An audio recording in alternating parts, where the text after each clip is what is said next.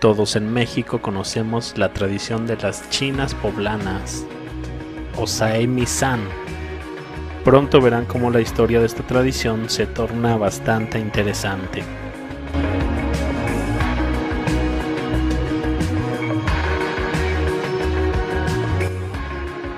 China poblana es un término que se refiere a dos cuestiones de la cultura de México que han quedado relacionadas aparentemente desde finales del siglo XIX. En su sentido más amplio y común, es el nombre de lo que se considera el traje típico de las mujeres en el estado de Puebla, aunque en realidad era solo propio de algunas zonas urbanas en el centro y sureste del país, antes de desaparecer a mitad del siglo XIX. En un sentido más restringido, China poblana es el apodo de una esclava muerta asiática perteneciente a un linaje hindú de la India, cuyo nombre fue Mirra. A esta persona se atribuyó desde el Porfiriato la creación de dicho traje de China. Téngase en cuenta que en esta época era muy común utilizar el término chino para referirse a personas de ascendencia asiática, independientemente de su origen étnico real, cosa que no es muy diferente en la actualidad, que incluso he comprobado con los creadores de contenido actuales. A todos ellos les llamamos chinos. Más adelante en el video este hecho se tornará bastante interesante.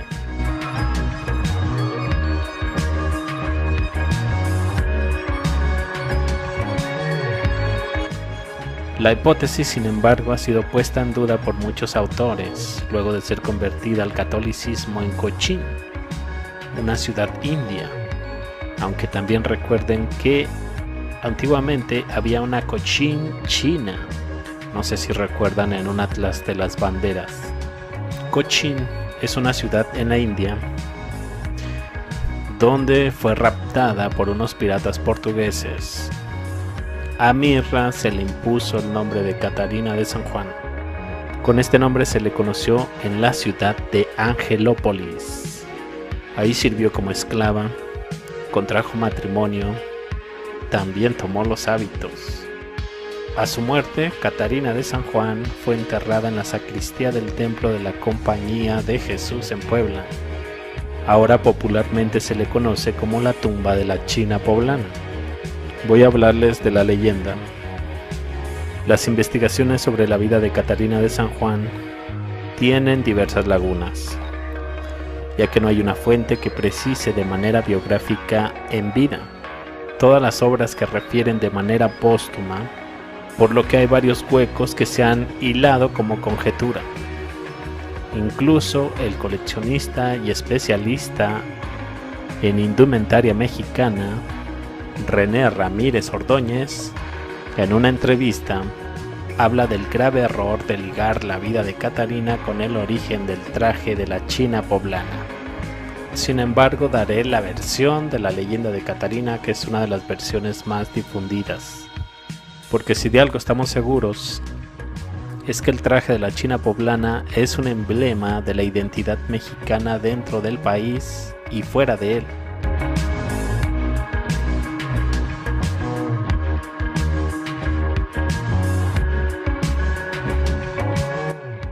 Diversos estudios refieren a Catarina de San Juan como la mujer que apodaron como la China poblana y cuya indumentaria con elementos filipinos se hizo popular y se asoció con la mujer mestiza de belleza evidente, de modales hogareños y devoción católica. En 1619, el comerciante poblano Miguel Sosa adquirió una joven esclava oriental en el mercado de Manila en Filipinas a través de un socio comercial, quien la condujo hasta Acapulco. Ella provenía de la India o de algún otro país oriental, es decir, no lo dejan a la imaginación. Miguel Sosa, el nuevo amo de Catarina, era un comerciante exitoso que pertenecía a la élite poblana y residía en el primer cuadro de la ciudad. Él y su mujer, Margarita Chávez, eran devotos. A su llegada a Puebla, Catarina Pronto recibió el apodo de la China poblana. Tendría unos 10 años de edad. Buena cocinera, experimentada moledora de chocolate, hábil costurera y bordadora. En 1624 muere el amo de Catarina y le otorgan su libertad, tras 2 años de servicio a su viuda. Luego se casa con Domingo Suárez, enviuda en 1644 y recibe apoyo de diversos benefactores, entre ellos Hipólito del Castillo y Altra. Le permite vivir en su casa y trabajar ahí, donde muere en 1688. Es la personalidad de la China poblana la que se volvió emblema nacional. Los atributos de buena cocinera, de devota religiosa, experta en el bordado, promovieron el ideal de una buena mujer mexicana para finales del siglo XIX, siglo XX también. Manuel Paino describía así a la China poblana: el cutis de la China es rosado, suave y delicado como una nutria. Sus ojos aceitunados, ardientes y expresivos. Su cabello negro y delgado. Su cintura flexible. Sus pies pequeños. Sus formas todas redondas, esbeltas y torneadas.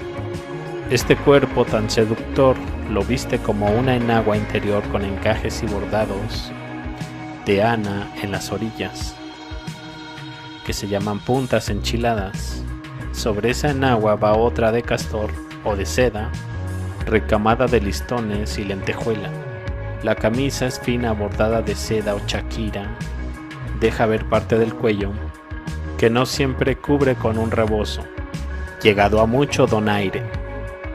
Es precisamente sobre este imaginario de una personalidad sumisa y entregada a las labores del hogar que argumenta el coleccionista René Ramírez Ordóñez que se trató de un impulso ideológico que se creó de manera artificial para forjar la identidad mexicana al concluir la Revolución Mexicana. El nacionalismo que vio nacer al muralismo es quizás el verdadero origen de la China poblana como un emblema mexicano, pues luego se hizo acompañar del chinaco, que es una suerte de charro mexicano, y juntos bailaron el jarabe tapatío. Como señalé previamente, el origen poblano de la vestimenta de la China poblana ha sido puesto en duda muchas ocasiones. La identificación entre la China como personaje popular y su vestuario con la China poblana histórica, Catarina, es producto de la evolución de la cultura mexicana durante las primeras décadas del siglo XX. De hecho, las chinas quedan bien identificadas como un tipo popular en el siglo XIX, poco más de un siglo después de la muerte de Catarina de San Juan. Gaubin Valley apuntó: la China poblana del imaginario popular, la de la blusa reluciente, bordada y rebozo, es producto del siglo XIX, símbolo de la feminidad mexicana. Está emparentada con prototipos españoles como la maja, inmortalizada en las pinturas de Murillo y Goya. Durante el siglo XIX, siglo en que la China devino un tipo popular al lado del chinaco y el lépero, varios cronistas y escritores mexicanos y extranjeros se plantearon la interrogante sobre el origen del traje de la China. Guillermo Prieto señala que cuando estuvo en la ciudad de Puebla por unos días, uno de sus empeños era encontrar cada mujer poblana de China salerosa, con camisa descotada, breve cintura y zagalejo reluciente, tan solo para concluir que la especie de poblano, origen de la China, era producto de la fecunda imaginación de los viajeros. Vázquez Mantecón atribuye la propagación de esta hipótesis a Karl Nebel, un viajero alemán en cuyo libro de viaje pintoresco y arqueológico sobre la parte más interesante de la República Mexicana en 1835, aparecen unas chinas poblanas vestidas como chinas. En el mismo siglo XIX, El retrato de la China que hiciera José María Rivera para el libro de costumbres Los mexicanos pintados por sí mismos, en 1854, apuntaba que este personaje se lo podía ver en las trajineras de Santa Anita de Zacatlamanco, hoy Iztacalco, en el Distrito Federal, compitiendo en belleza con las cementeras floridas de la Compañía del Valle de México.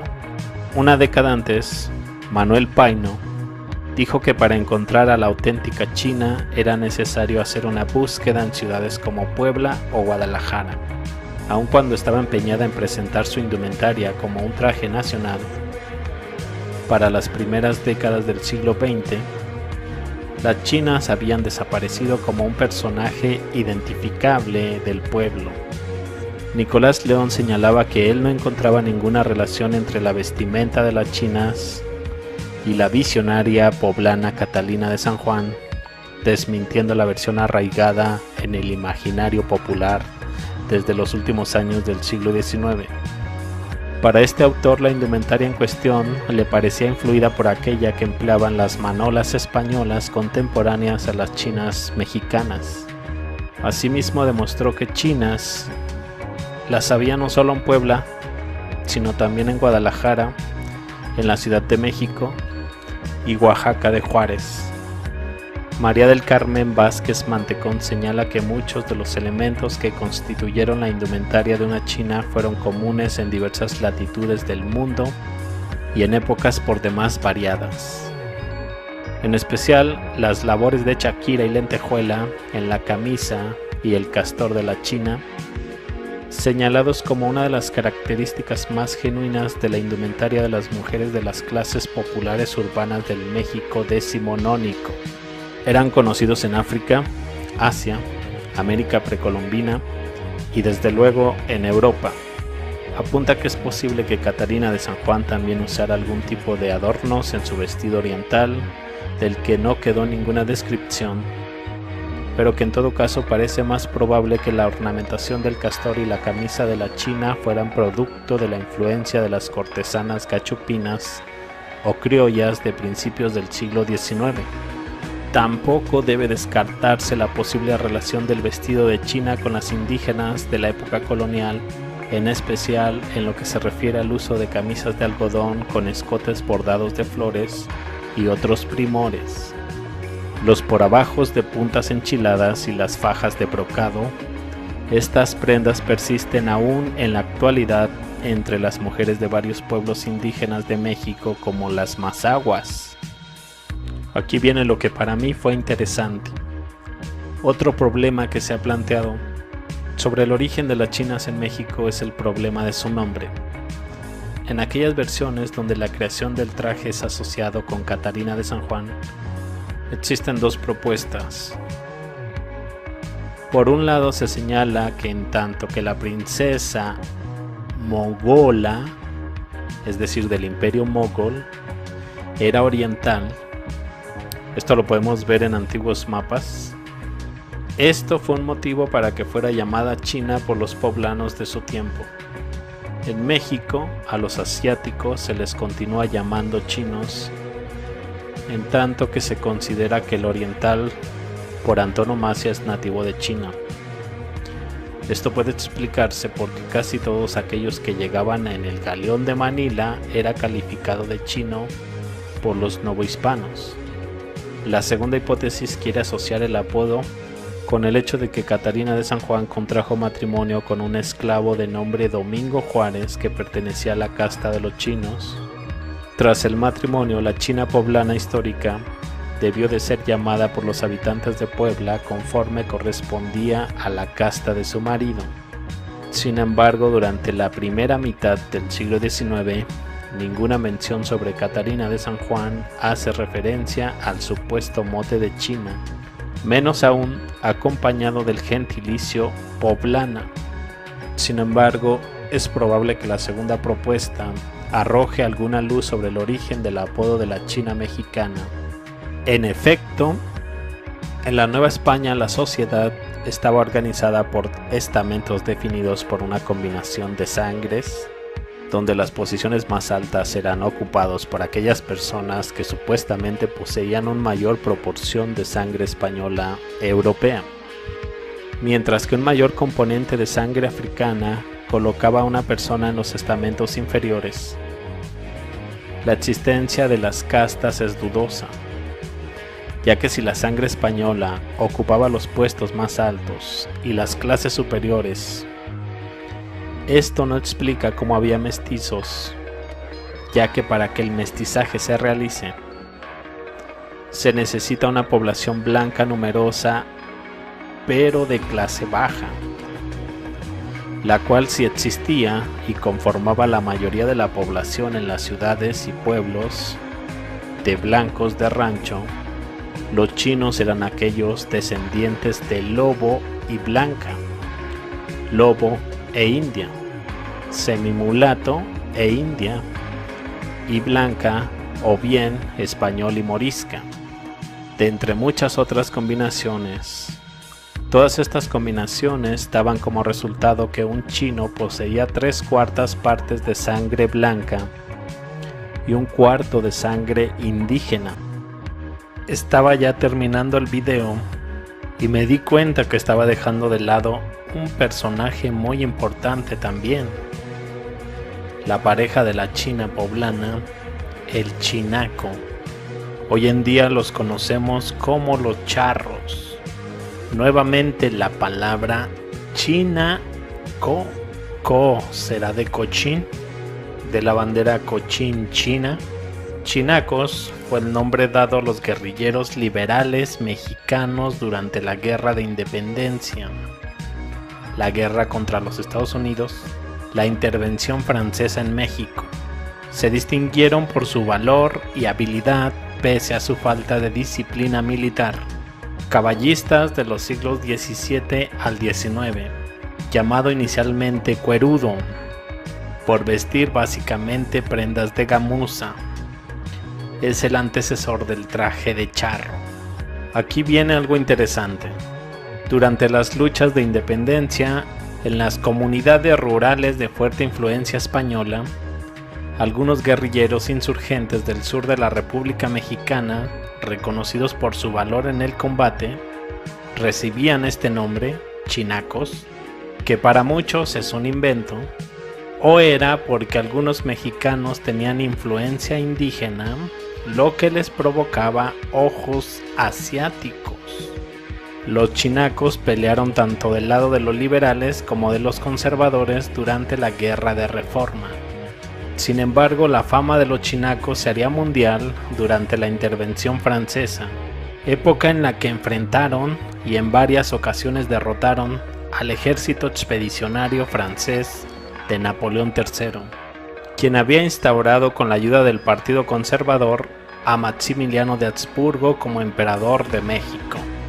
La vestimenta de los chinacos que usaban, vistosos harapes, era parecida a la del campero andaluz, con sombrero similar al castoreño, pero las alas más anchas, calzón de manta largo, cubierto por otro pantalón de gamuza, abierto de los lados exteriores, los cuales eran abrochados por una botonadura que dio lugar a la que posteriormente han usado los charros.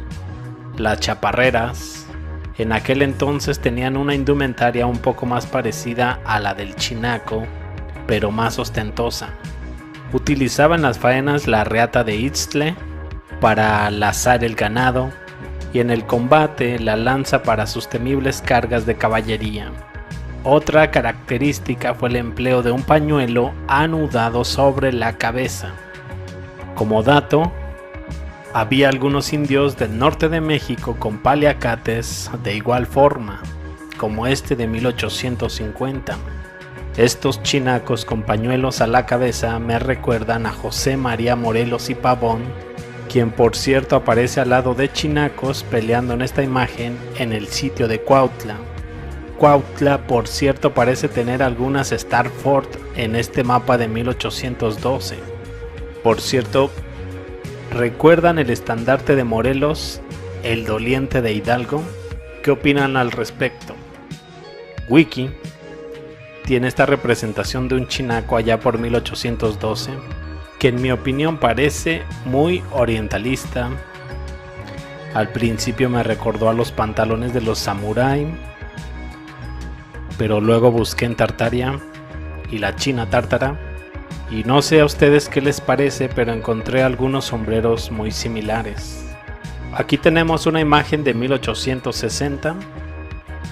Podemos ver tanto chinacos como chinas poblanas. Estamos en la Ciudad de México. Ahí al fondo se aprecia el Colegio de Minería. Del libro México y sus alrededores, colección de monumentos, trajes y paisajes dibujados al natural y litografiados por artistas mexicanos, bajo la dirección de Decain Editor, 1855 y 1856. ¿Notan el contraste que hace la arquitectura con estas personas? Transitando puedo ver algunos hombres con el típico sombrero copado. Del mismo libro de la editorial Decain, tenemos aquí la Fuente del Salto en 1862, Ciudad de México. Ahí tenemos al chinaco, tenemos también a la tradicional china poblana, y resulta que me topé con un mapa de la India de 1863. Contiene algunos personajes, entre ellos una mujer muy similar a la china poblana. ¿Qué opinan del parecido? Ya para terminar, de los atlas de las naciones donde aparece aún la nación tártara oficialmente, tenemos este de 1716, donde al parecer aún no contiene el país mexicano.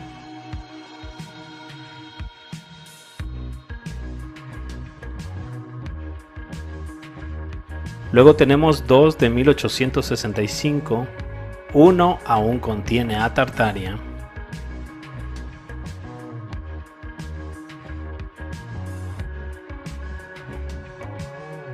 El otro ya solo contiene a la China imperial tártara y la bandera Cochin China. Recuerden que la dinastía Qin, que descienden de la Gran Tartaria, recuerden que eran varias Tartarias: Tartaria independiente, Gran Tartaria, China tártara. La dinastía Qin solo desaparece hasta 1911